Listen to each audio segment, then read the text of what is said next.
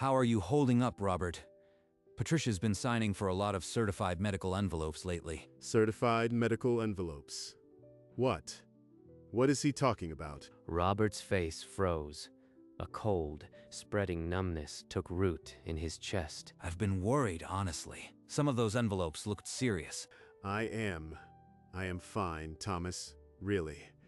I should get going. He walked out of the hardware store without buying a thing, his hands shaking slightly. He drove home in silence, Thomas's words echoing like a gunshot in a quiet room. 4 months earlier, Robert Reeves had gone in for a routine checkup, just blood work. The doctor said it was nothing to worry about, standard for his age. He'd left the office and forgotten about it. He assumed no news was good news. He had no idea that the truth was already in his wife's hands. Weeks after the blood draw, a certified envelope with the oncology center's logo landed in the Reeves mailbox. Patricia pulled it from the stack. The return address made her breath catch. Cancer Center. She went straight to the bedroom closet, shutting the door behind her. In the dim light, she tore the envelope open. The letter was clear. Dear Mr. Reeves, your recent biopsy indicates prostate adenocarcinoma, stage 2, highly treatable if addressed promptly. This doesn't change anything. I'll handle it my way. She folded the results, sealed them back up, and slid them into a small locked drawer. Anything from the mail today, Pat? Nothing. Just a flyer and the electric bill. Robert grunted, turning the page of his newspaper. It never crossed his mind to check. And so, the first piece of evidence disappeared, unseen and unquestioned. 2 weeks later, another certified envelope from the oncology center landed in the mailbox. Another one. That's 3 in a row now. Always certified. Always from the same clinic. Patricia met him at the door, pen already in hand. Her smile rehearsed and rigid. She carried the envelope to the bedroom closet and slid it into the locked drawer. The stack was growing. Pat, it's been almost a month. You'd think they'd have sent those test results by now. Don't worry, Robert. No news is good news. If it were serious, they'd have called. Robert nodded, the doubt vanishing as quickly as it came. After 40 years, trusting Patricia was muscle memory. By March, the letters came weekly. Patricia was always first to the mailbox. It's none of my business. Just deliver the mail and move on. That's the job. The drawer now held 8 certified envelopes, each one a ticking clock. Robert didn't know was counting down. I need to understand the survivor benefits, just in case. She leaned forward, studying the numbers as the advisor ran through hypothetical scenarios. The projections showed a comfortable settlement. By the time she left, she had a detailed breakdown of what she'd receive as a widow. A surprisingly comfortable sum. At dinner, Robert asked where she had been all afternoon. Just running errands. Nothing important. I've been feeling pretty exhausted lately. Can't seem to shake it, even after a full night's sleep. You are 65. Robert, everyone gets tired. Probably just spring allergies or getting older. But inside, she knew the fatigue was a symptom the oncology letters had warned about. She didn't tell him about the follow-up appointments, or the biopsy that confirmed the malignancy. Robert just sighed and went to bed early. The weariness clung to him like a second skin, and in the locked drawer, the stack of hidden envelopes grew. Each one a silent countdown to a finish Robert knew nothing about. The truth has a way of slipping through cracks. In May, Robert pulled to the roadside and called the oncology center. This is Robert Reeves. I had blood work in January. Were any results sent? The receptionist's voice became hesitant. She confirmed multiple certified letters had been sent to his home. Certified. To my house. Patricia signed for them. I need to come in.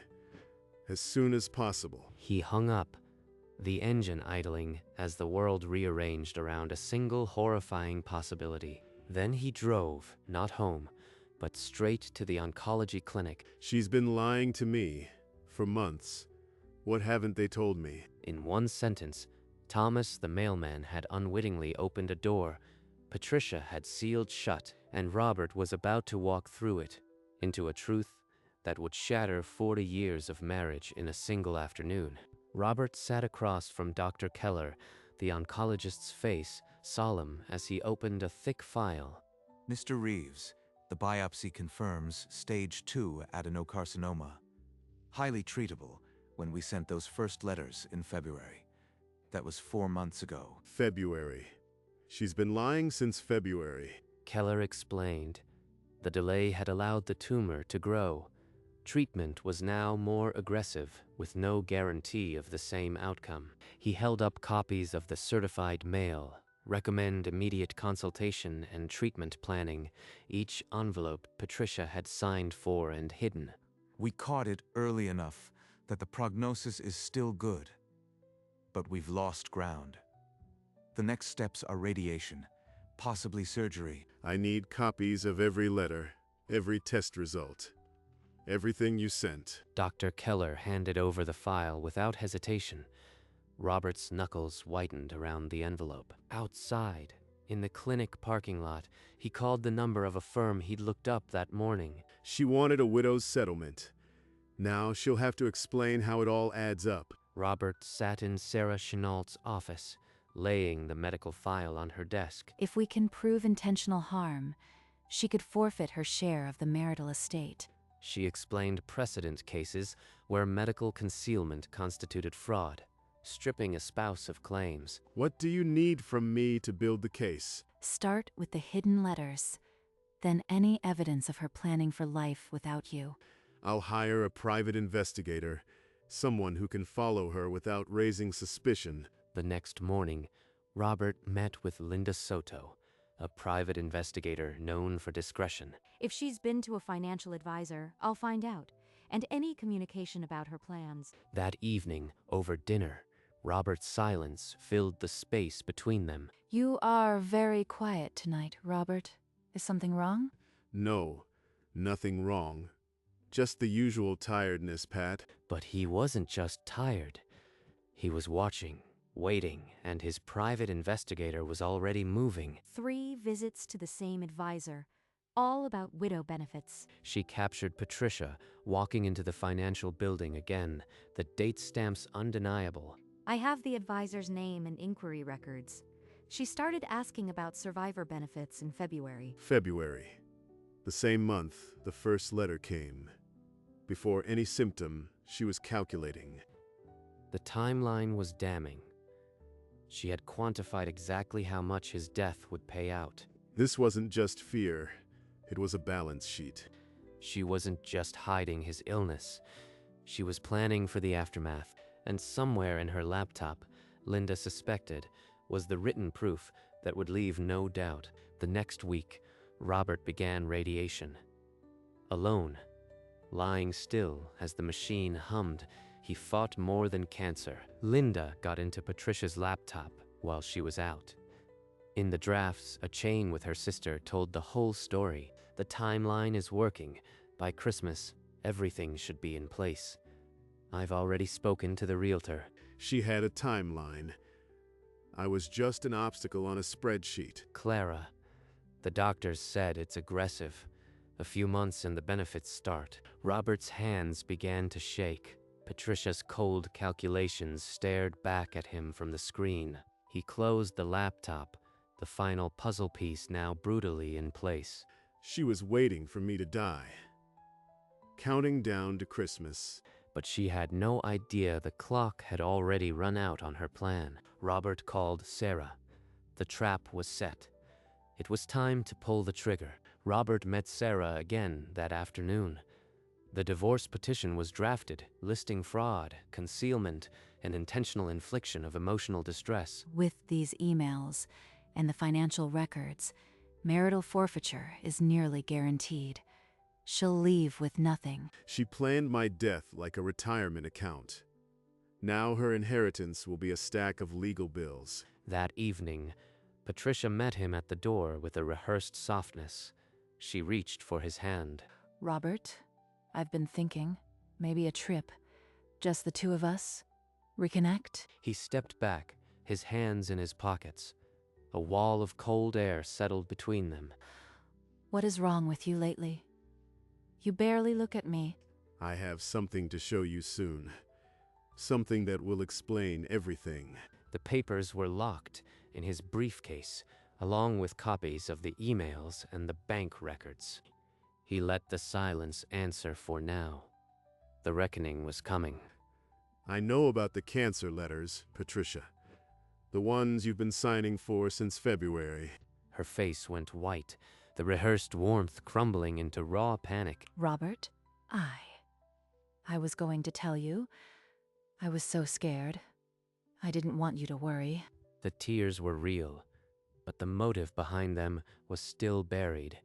You thought hiding a cancer diagnosis was protecting me. I thought I could handle it.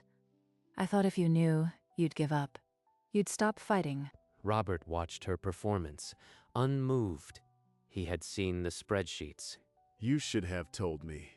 You should have trusted me. He turned and walked toward the stairs, his silence heavier than any accusation. The first crack had opened, but it was only the beginning of what he had to show her. The next morning, a process server handed Patricia a thick envelope. Robert stood behind her, arms crossed. She tore it open, scanning the first page, her face drained of color. Intentional infliction of emotional distress? Fraud? You are divorcing me on these grounds. Robert's hand slid into his pocket, pressing the record button on his phone. He said nothing. The petition listed the concealed oncology letters, the financial advisor meetings, the emails to her sister. You went through my emails? Hired someone to follow me? Robert remained stone-faced, letting the silence pressurize the room. He had nothing to explain. Patricia's hands shook, crumpling the papers. The carefully built fiction was now ash. She looked up at him, realization dawning that he knew everything. Not just the letters, but the why. And in the silence, the recorder was still rolling. You don't understand. The cancer would kill you anyway. I was just making sure I didn't end up with nothing.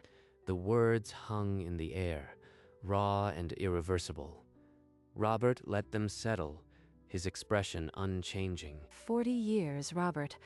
I gave you 40 years. Did you think I'd just walk away with nothing? You just admitted that on recording. The same recording that's now with my attorney. Patricia froze, her eyes darting to his phone. The color drained from her face as she realized the trap. He had her. Not just the hidden letters, but her own voice laying out the cold calculation. Robert, please. I didn't mean it like that. We can fix this. Please. There is no fixing this.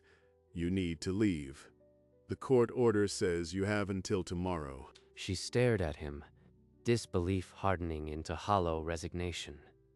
Then she turned and walked to the bedroom. The trap had snapped shut, and the only sound in the house was the quiet rustle of suitcases being packed. The suitcase snapped shut, and Patricia hoisted it off the bed, her jaw clenched so tight a muscle twitched in her cheek.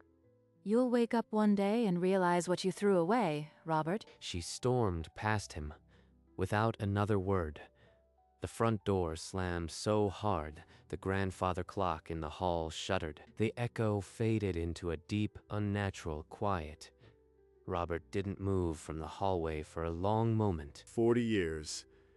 And the only sound left is my own breathing. He walked slowly to the living room and lowered himself into his old armchair, the leather creaking under him. His eyes fell on the digital recorder resting on the coffee table, the final, unassailable proof of her intent. I have what I need. Now I just have to survive. He leaned his head back against the chair and closed his eyes, the exhaustion of the battle finally settling into his bones. The house was emptier than it had ever been, but for the first time in months, he could breathe without the weight of a lie pressing on his chest. The divorce hearing was swift and surgical. Sarah Chenault laid every piece of evidence before the judge. Your Honor, The defendant admitted on tape she expected Mr. Reeves to die. That alone qualifies for marital forfeiture. Patricia's attorney tried to pivot, but the emails, the financial advisor's testimony, and the recording left no room. The judge delivered the ruling in a tone cold enough to freeze the wood-paneled walls. Intentional concealment and harm warranted a near-complete forfeiture. The bulk of the marital estate was awarded to Robert. Patricia received a one-time settlement of $20,000. Enough to leave, not enough to thrive. It's over. But it doesn't give me back those 4 months. Outside the courtroom, Sarah shook his hand, her expression a mix of professional satisfaction and genuine compassion. You did the hard part, Robert. The law just confirmed what you already proved. He folded the decree, tucked it into his jacket, and walked toward the parking lot alone. The legal battle was over. The other was far from won. The radiation continued, and so did the quiet fight inside his body. The tumor is shrinking, Robert. You are responding better than we expected. He couldn't stay in that house. Every corner held a ghost of the lie. A realtor planted the sign. Robert packed the last box alone, the tape screeching in the silence. He moved to a small bungalow near the river. Sunlight fell across empty rooms, but the quiet felt clean. Patricia had moved in with her sister Clara.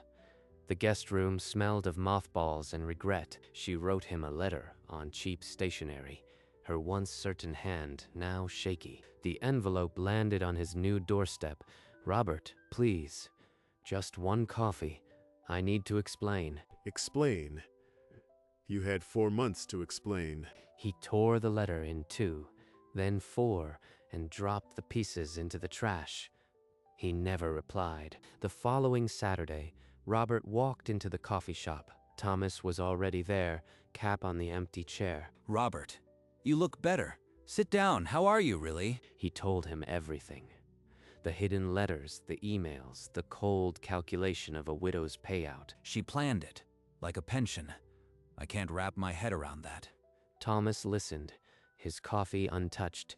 After a long silence, he reached across the table and patted Robert's hand. You've been through a war, but you are still standing. Same time next week.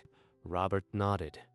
And so the Saturday coffee ritual was born. Week after week, they talked about everything except her. The river, the garden, the baseball standings. I planted tomatoes yesterday. First time in years I've looked forward to something. The scans stayed clean. The weight on his chest gradually lifted, and sometimes, unexpectedly, Robert found himself laughing. 2 years passed. The scans stayed clean, each one filed in a growing folder of small victories. Then another letter arrived from Patricia. The handwriting on the envelope was unsteady. She wrote, "I've changed, Robert. I can't undo what I did, but please, can we talk? Just once." Some things can't be fixed with words. You taught me that. I'll file a no-contact order. She won't bother you again without facing contempt charges. Robert nodded. That chapter was finally closing. He felt no anger, just a tired finality. That evening, he sat at his old typewriter and rolled in a blank page. It was time to tell the whole story. Start with the mailman. The day a stranger's kindness shattered a 4-month lie. The keys clattered into the silence. Words poured out, flat, honest, unstoppable. Words became his medicine, too. And in them, Robert found a truth that the lies could never touch. Robert began speaking at cancer patient support groups, his voice steady and quiet, the room leaning in to hear. 4 months of silence nearly killed me. Don't let anyone keep your truth from you. Scattered applause grew into a wave, and a few people wiped their eyes. Afterward, a young man with a fresh surgery scar shook his hand and said nothing. The look said everything. Months later, walking a downtown sidewalk, Robert froze. Across the street, Patricia stood outside a grocery store. Her coat was faded, her hair gray and limp. She didn't look like the woman who planned his death. She looked smaller. Karma doesn't need my help. She's living it. Their eyes locked.